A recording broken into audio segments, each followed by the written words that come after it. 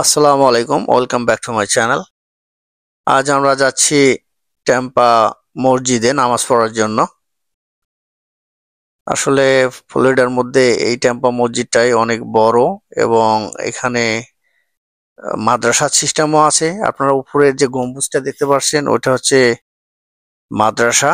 এখানে হিপস প্লাস মাদ্রাসা, আই মিন ইসলামিক স্কুল।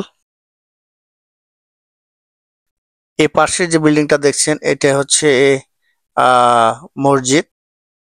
আসলে আমরা যারা ফ্লোরিডাতে থাকি মূলত এই মাদ্রাসা আর মসজিদকে ঘিরেই মানুষজন বাসা ভাড়া কিংবা বাড়ি কেনার চেষ্টা করেন।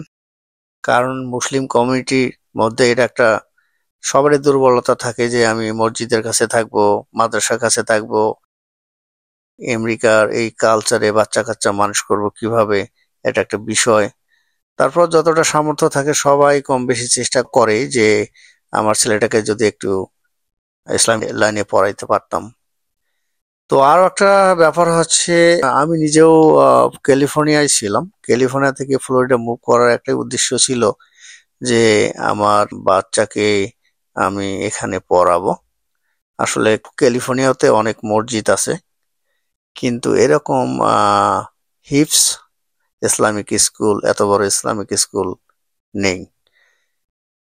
তো বিষয়টা হচ্ছে ক্যালিফোর্নিয়া থেকে ফ্লোরিডা মুভ করা খুব সহজে ছিল না। আসলে শুধু একটা কারণেই না, আরো বিভিন্ন কারণ আছে। যেমন ক্যালিফোর্নিয়া, আপনার ফ্লোরিডাতে আপনি যখন আসবেন তখন দেখবেন যে বিজনেসটাও একটু করা অন্যান্য স্টেটের চেয়ে সুবিধা, কারণ ট্যাক্সের ব্যাপারটাও থাকে। এখানে ট্যাক্স মোটামুটি ভাবে অন্যান্য স্টেটের তুলনায়, আমি যদি মানে তুলনা করি ক্যালিফোর্নিয়ায়, যেহেতু আমি অন্যান্য স্টেটে ছিলাম না, শুধু ক্যালিফোর্নিয়ায় ছিলাম, তো ক্যালিফোর্নিয়ার সঙ্গে তুলনা করলে এখানে ট্যাক্সের পরিমাণটা অনেক কম।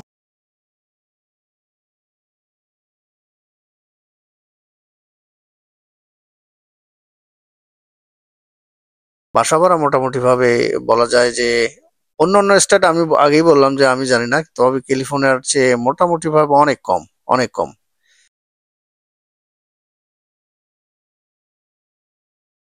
ফ্লোরিডা আরো একটি বিষয় হচ্ছে যে এখানকার ওয়েদারটা পুরো বাংলাদেশের মতো।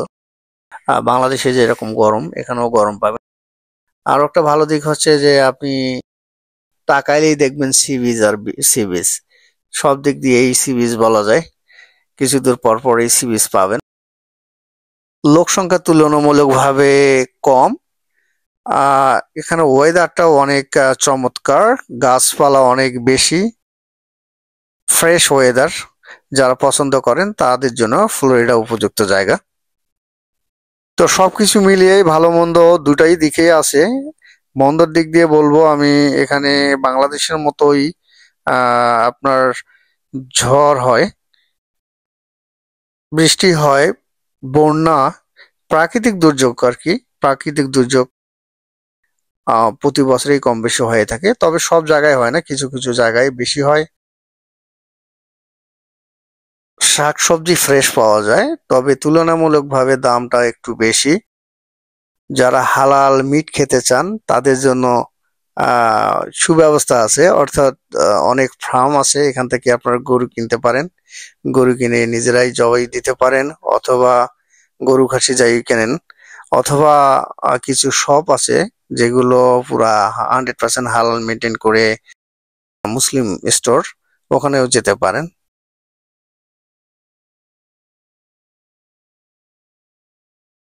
নামাজ শেষ করে আমরা চলে এসেছি ডলার ট্রিতে।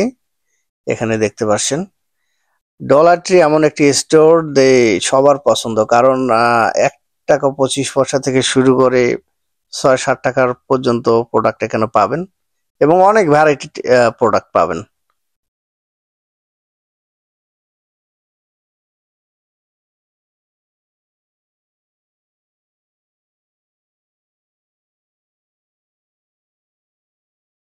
এখানে রুম ডেকোরেশন থেকে শুরু করে টয়লেট, কিচেন, তারপর আছে আপনার বিভিন্ন ধরনের চিপস, চকলেট।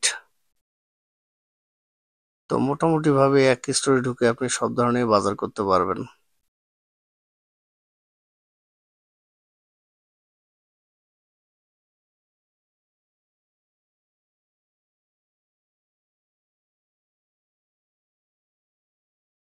এতক্ষণ আমাদের সঙ্গে থাকার জন্য ধন্যবাদ।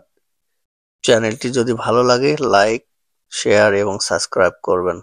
ভালো থাকবেন, সুস্থ থাকবেন, আমাদের জন্য সবাই দোয়া করবেন। আল্লাহ হাফেজ। আসসালামু আলাইকুম।